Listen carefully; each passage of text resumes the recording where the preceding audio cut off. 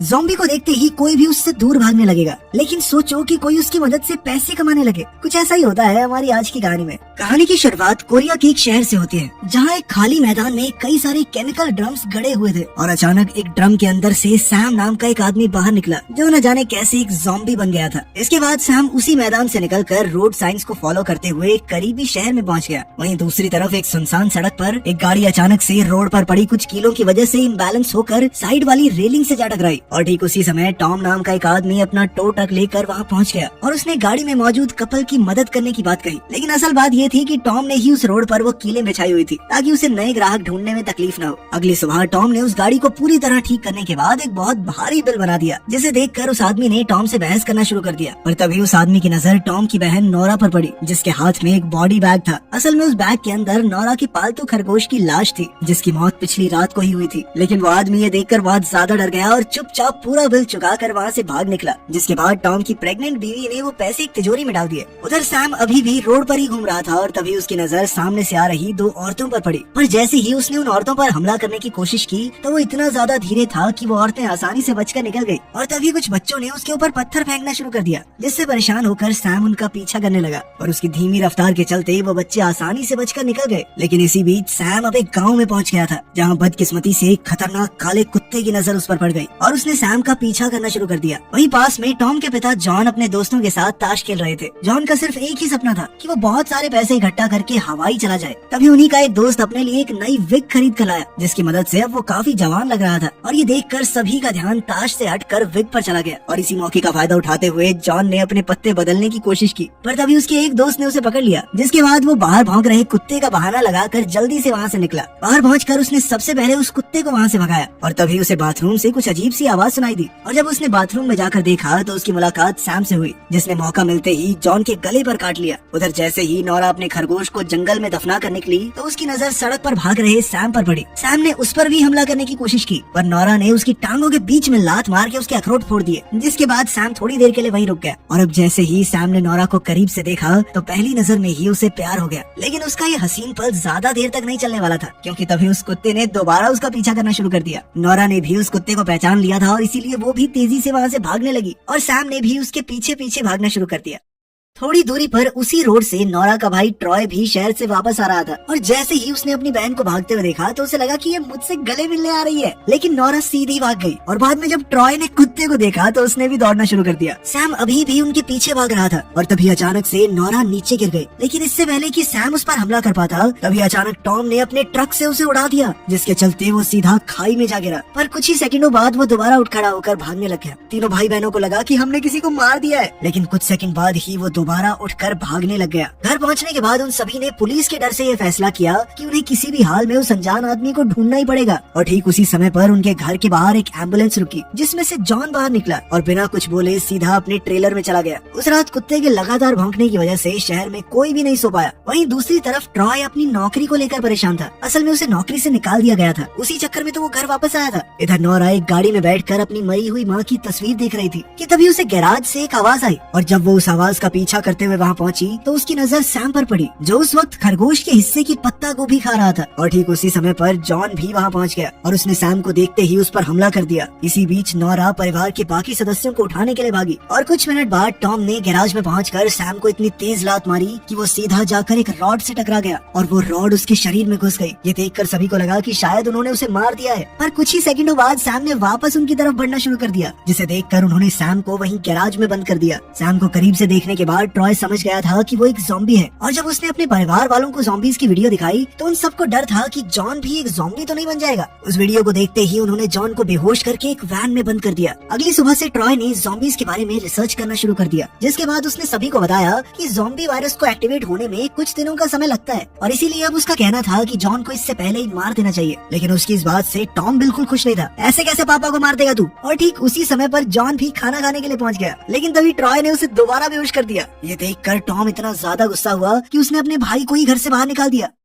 उधर नोरा ने गैराज में जाकर सैम को पत्ता गोभी खिलाते हुए उससे बात करने की कोशिश की, पर सामने से उसे कोई जवाब नहीं मिला। और तभी टॉम की पत्नी क्रिस्टी भी एक प्लास लेकर वहाँ पहुँच गई। वो सैम के दांत निकालकर उसे पोपला करना चाहती थी ताकि वो किसी और को नुकसान न पहुँचा पाए। उधर अब जॉन को पहले से ज्यादा जोशीला और जवान महसूस हो रहा था और उसकी ये जवानी देखकर उसके सभी दोस्त हैरान थे, जिसके चलते वो बहुत ज्यादा खुश था और इसीलिए वो सैम का धन्यवाद करने के लिए गैराज में उससे मिलने आया। और जब उसके बेटों ने उसे पागलों की तरह नाचते हुए देखा तो ट्रॉय ने एक बार फिर से कहा, देख मेरे हिसाब से तो पापा को मार देना चाहिए, वही ज्यादा बढ़िया रहेगा। लेकिन टॉम इसके लिए बिल्कुल तैयार नहीं था। कुछ देर बाद जॉन का एक दोस्त उससे मिलने आया और उसने जॉन से उसकी नई जवानी का राज पूछा, जिस पर पहले तो जॉन ने कुछ बताने से मना कर दिया। और जब उसके दोस्त ने कहा कि मैं तेरी हवाई की टिकट करा दूंगा एयरप्लेन की, तो उसके बाद तो जॉन तुरंत ही तैयार हो गया। ठीक इसी समय पर ट्रॉय अपने पिता को मारने के लिए एक हथियार लेकर पास में खड़ा हुआ था। पर जब उसने पैसों की बात सुनी तो उसे इस सब में एक बिजनेस आइडिया दिखाई देने लगा। कुछ देर बाद जॉन के कई सारे दोस्त पैसे लेकर उसके पास पहुंच गए। पर जब जॉन उन सभी को लेकर गैराज में पहुंचा तो उसने देखा कि सैम वहां से गायब हो चुका था। असल में ट्रॉय उसे किडनैप करके ट्रक में लेके भाग गया था और अब वो किसी भी तरह एक मेडिसिन लैब के साथ बिजनेस डील करने की कोशिश कर रहा था। पर तभी पुलिस की एक गाड़ी ने उसे ओवर स्पीडिंग के चलते रोक लिया। लेकिन किस्मत से वो पुलिस वाला ट्रॉय का दोस्त ही निकला और कुछ बातें करने के बाद उसने ट्रॉय को जाने की इजाजत दे दी। पर जैसे ही वो पुलिस वाले वहाँ से जाने लगे तो उन्हें अचानक से एक अजीब सी आवाज सुनाई दी और जांच करने पर उन्हें ट्रक में बुरी तरह से बंधा हुआ सैम दिखाई दिया। जिसके बाद ट्रॉय ने वहाँ से भागने की कोशिश की और पुलिस ने उसे तुरंत ही अरेस्ट कर लिया। पुलिस स्टेशन पहुँचने के बाद जब पुलिस वालों की नजर सैम के मुंह पर पड़ी तो उन्होंने देखा कि उसके मुंह में तो एक भी दांत नहीं था और अब उन्हें लगने लगा था कि ट्रॉय इस मासूम इंसान को टॉर्चर कर रहा है। ट्रॉय चिल्ला चिल्ला कर कह रहा था कि ये कोई इंसान नहीं है, ज़ॉम्बी है ये, लेकिन किसी ने उसकी एक न सुनी। खैर कुछ देर बाद ट्रॉय का बाकी परिवार भी पुलिस स्टेशन पहुंच गया और अब जॉन हवाई जाने के चक्कर में ऐसी एक्टिंग करने लगा कि सैम तो मेरा पेट ही है, इसे जल्दी छोड़ो। खैर घर पहुंचने के बाद जॉन ने सबके सामने हवाई जाने के बारे में ऐलान कर दिया, जिसके बाद दोनों भाइयों में ये बहस छिड़ गई कि पापा के जाने के बाद सैम को कौन रखेगा। और तभी नोरा की नजर सैम के गायब हुए दांतों पर पड़ी, जिसके बिना उनका ये बिजनेस आइडिया पूरी तरह से अधूरा था। और तभी जॉन को एक नया आइडिया सूझा और वो तुरंत ही अपने एक दोस्त से उसका नकली जबड़ा मांग के ले आया, जिसकी मदद से वो लोग अपना बिजनेस कर सकते थे। इस जबड़े के मिलते ही उन्होंने एक एक करके सभी आदमियों को सैम से कटवाना शुरू कर दिया, जिसके चलते उन्होंने रात तक काफी पैसे कमा लिए थे, जिन्हें क्रिस्टी ने ले जाकर उसी तिजोरी में रख दिया। अगली सुबह वो सभी आदमी एक नए जोश और उम्मीद के साथ उठे और उन्होंने शहर भर में लोगों की मदद करना शुरू कर दिया। और वहीं जॉन तिजोरी में से सारा पैसा निकालकर हवाई के लिए निकल गया। इसके बाद ट्रॉय ने एक बार फिर से सैम को अगवा करने की कोशिश की, पर इस बार क्रिस्टी ने उसका रास्ता रोक दिया। और जब वो दोनों आपस में बहस कर रहे थे तभी नोरा सैम को सैर करवाने के लिए बाहर ले गई, जहाँ नोरा ने उसे कुछ शब्द सिखाने की कोशिश भी की, पर इसका कोई फायदा नहीं हुआ। कुछ देर बाद आपस में खेलते हुए वो दोनों एक दूसरे के काफी करीब आ गए, पर तभी टॉम ने वहाँ पहुँचकर उन्हें अलग कर दिया। जिसके बाद उनकी नजर पास की एक रोड में घूम रहे कुछ आदमियों पर पड़ी, जो काफी अजीब बर्ताव कर रहे थे। पर असल में ये कुछ बूढ़े लोग थे जो शहर में खबर सुनने के बाद अपने आप को जवान बनाने के लिए आए थे। धीरे धीरे उनके ग्राहकों की संख्या बढ़ती जा रही थी और वो लोग पूरा दिन सैम से लोगों को कटवा कर अच्छे खासे पैसे कमा रहे थे। पर इस सब के बीच में नोरा को सैम के लिए बहुत बुरा लग रहा था, क्योंकि वो हर वक्त सिर्फ गैराज में ही पड़ा रहता था। और इसीलिए उसने एक वैन को गैराज में शिफ्ट करके उसके लिए नए घर का इंतजाम किया और साथ ही वो लोग सैम के लिए एक नया जबड़ा भी खरीद लाए। कभी कभी नोरा उसे शहर में घुमाने के लिए भी ले जाती थी। खैर धीरे धीरे इस काम के जरिए उन लोगों ने बहुत सारे पैसे कमा लिए थे, जिसकी मदद से उन्होंने एक पेट्रोल पंप तक खोल लिया। पेट्रोल पंप की ओपनिंग के लिए उन्होंने एक छोटा सा जश्न भी रखा, जिसमें सैम भी शामिल हुआ। पर जश्न के बाद नोरा की नजर ट्रॉय पर पड़ी, जो अभी भी सैम को लेकर एक बिजनेस डील करना चाहता था और इसीलिए अब नोरा को उसकी फिक्र हो रही थी। अगली सुबह पुलिस सैम के फिंगरप्रिंट्स की तलाशी करने लगी, जो उसने पुलिस स्टेशन में दिए थे। पर लाख कोशिशों के बावजूद भी उसके फिंगरप्रिंट किसी भी डेटाबेस से नहीं मिले, जिसके चलते अब पुलिस को शक होने लगा कि कहीं सैम किसी गैर कानूनी काम में शामिल तो नहीं है। उधर जंगल में नोरा ने सैम को अपनी मरी हुई माँ के बारे में बताया, जिनकी मौत उसे जन्म देते हुए हो गई थी और इसी वजह से उसे जिंदगी भर अपनी माँ को मारने के ताने सुनने पड़े। पर अब वो ये बिल्कुल नहीं चाहती थी कि उसका परिवार किसी और का फायदा उठाए और इसीलिए वो सैम को जंगल में ही छोड़कर चली गई। पर जैसे ही ट्रॉय को सैम घर पर नहीं मिला तो वो तुरंत ही उसे ढूंढने के लिए निकल गया और कुछ देर बाद उसे सैम वहीं खड़ा हुआ मिला जहाँ नोरा ने उसे छोड़ा था। ट्रॉय उसे अभी भी बेचना चाहता था और इसीलिए वो उसे लेकर सीधा बस स्टैंड पहुँचा।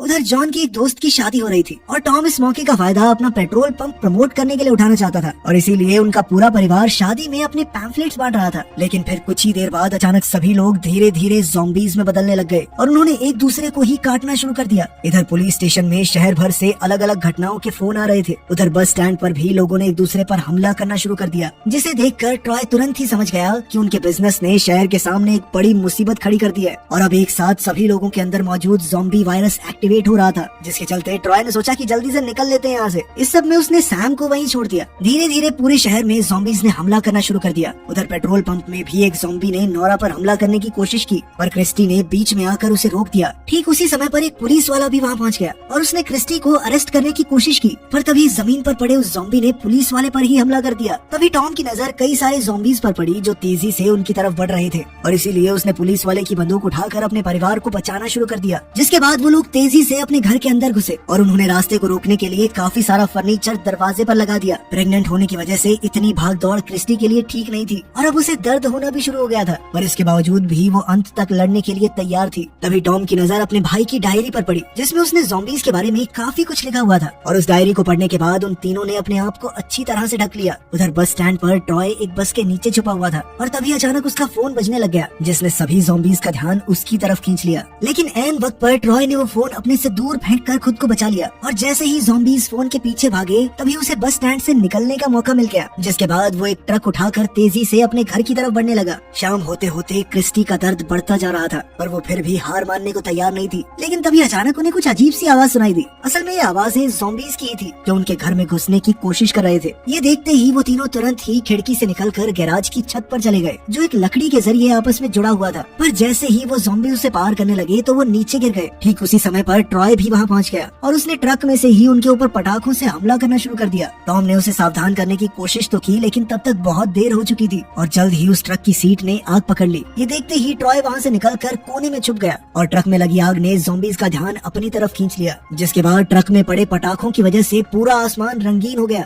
और ये सब देखने में ज़ॉम्बीज़ को बहुत मजा आ रहा था। ठीक उसी समय पर नोरा ने उस डायरी में पढ़ा कि ज़ॉम्बीज़ को रंग और आग काफी ज्यादा पसंद होती है। तब तक शहर के बाकी ज़ॉम्बीज़ भी पेट्रोल पंप में जल रही लाइट्स को देखते हुए उनकी तरफ बढ़ रहे थे, और इधर क्रिस्टी जल्द ही बच्चे को जन्म देने वाली थी, तो अब उसे जल्द से जल्द हॉस्पिटल पहुंचाना जरूरी था। इसीलिए टॉम और ट्रॉय ने सैम के कपड़े पहनकर बाहर जाने का फैसला किया ताकि वो भी एक ज़ॉम्बी ही लगे, और सैम के कपड़ों से आ रही महक ने अपना काम कर दिया और वो लोग बड़ी ही आसानी से टो ट्रक तक पहुंच गए। और ट्रक में बैठते ही उन्होंने लाइट्स चालू की, जिसने ज़ॉम्बीज़ का ध्यान अपनी तरफ खींच लिया, और फिर जैसे ही लाइटें बंद हुई तो ज़ॉम्बीज़ पागलों की तरह बर्ताव करने लगे। तभी नोरा भी वहाँ एक कटर लेकर पहुँच गई और उसने एक ज़ॉम्बी का हाथ काट कर दूर फेंक दिया ताकि वो बाकी ज़ॉम्बीज़ का ध्यान भटका सके। पर जैसे ही ज़ॉम्बीज़ उस पर हमला करने के लिए आगे बढ़े तो सैम ने वहाँ पहुँचकर उसकी जान बचाई। ठीक उसी समय पर एक ज़ॉम्बी ने छत पर कुछ केबल्स को छेड़ दिया, जिसके चलते पेट्रोल पंप्स की सारी लाइट्स फ्लिकर करने लग गई और इस चीज ने सभी ज़ॉम्बीज़ का ध्यान भटका दिया। इधर उन दोनों भाइयों को ट्रक में बैठने के बाद एहसास हुआ कि उन्होंने चाबी कमरे में ही छोड़ दी थी, और इसीलिए टॉम ने वापस जाकर चाबी लेने का फैसला किया। पर रास्ते में अचानक पंप की सारी लाइटें बंद हो गयी, जिसके बाद सभी ज़ॉम्बीज़ का ध्यान उसके ऊपर था। पर ठीक उसी समय पर क्रिस्टी ने एक बच्चे को जन्म दिया, जिसके रोने की आवाज के चलते सभी ज़ॉम्बीज़ उसकी तरफ बढ़ने लगे। टॉम किसी भी हाल में अपने बच्चे को बचाना चाहता था और इसके लिए टो ट्रक की चाबी लाना बहुत ज्यादा जरूरी था। टॉम बिना कुछ सोचे चाबी लेने के लिए स्टोर में घुस गया, जहाँ उसका सामना कई सारे ज़ॉम्बीज़ से हुआ। उधर अब ज़ॉम्बीज़ वैन के अंदर मौजूद बच्चे तक पहुँचना चाहते थे, पर नोरा उन्हें रोकने के लिए वैन के सामने खड़ी हो गयी। वो किसी भी हाल में अपने परिवार को बचाना चाहती थी। उधर टॉम को चाबी तो मिल गयी, पर तब तक उसे बहुत सारे ज़ॉम्बीज़ ने घेर लिया था और इसीलिए उसने वो चाबी ट्रॉय की तरफ फेंकी, जिसके बाद इशारा मिलते ही नोरा भी वैन के अंदर चली गई। पर सैम ने उनके साथ अंदर आने से मना कर दिया क्योंकि वो बाहर रहकर ज़ॉम्बीज़ को रोकना चाहता था। चाबी मिलते ही ट्रॉय ने तेजी से ट्रक को भगाया, जिसके चलते वो गैस डिस्पेंसर से टकरा गया और चारों तरफ पेट्रोल फैलना शुरू हो गया। लेकिन ज़ॉम्बीज़ को इसमें भी मजा आ रहा था और इसी मौके का फायदा उठाकर टॉम भी ट्रक में बैठ गया और अब वो लोग वहाँ से जाने के लिए पूरी तरह तैयार थे। लेकिन नोरा को वहाँ से जाते हुए भी सैम के लिए बुरा लग रहा था। खैर, जब वो उससे दूर जा रही थी तो सैम ने नोरा को देखकर उसका नाम लिया, जिससे साफ हो चुका था कि उसकी इंसानियत लौट रही थी। ये देखते ही बाकी ज़ॉम्बीज़ ने उसके ऊपर हमला कर दिया, पर उस वक्त सैम के पास एक लाइटर था और उसने उसकी मदद से वहाँ एक बहुत बड़ा धमाका कर दिया। अगली सुबह चारों तरफ न्यूज फैल गई कि ह्यूमन इन बायो नाम की एक दवाई की वजह से चारों तरफ ज़ॉम्बी वायरस फैल गया है और अब ये वायरस पूरे देश में हावी हो रहा था। इसीलिए सरकार ने सभी को घरों में ही रहने की सलाह दी। इधर ट्रक में बैठे बैठे अब टॉम भी एक ज़ॉम्बी में बदलने लग गया था और इसीलिए उन्होंने ट्रक को रोककर आगे का प्लान बनाना शुरू कर दिया। ठीक उसी समय पर जॉन भी हवाई की ट्रिप से वापस आ गया और वो सैम के काटने के बावजूद भी बिल्कुल ठीक था, जिसका साफ मतलब था कि उसके खून से वायरस का एंटीडोट बनाया जा सकता है। 6 महीने बाद अब वो पूरा परिवार पूरे देश में घूम घूम कर फ्री में एंटीडोट बांट रहा था और इस सब में सैम भी उनके साथ था, जो इस एंटीडोट से पूरी तरह बिल्कुल सही हो चुका था। वीडियो पसंद आई तो लाइक कर देना, चैनल को सब्सक्राइब कर लेना। मिलते हैं अगली वीडियो में।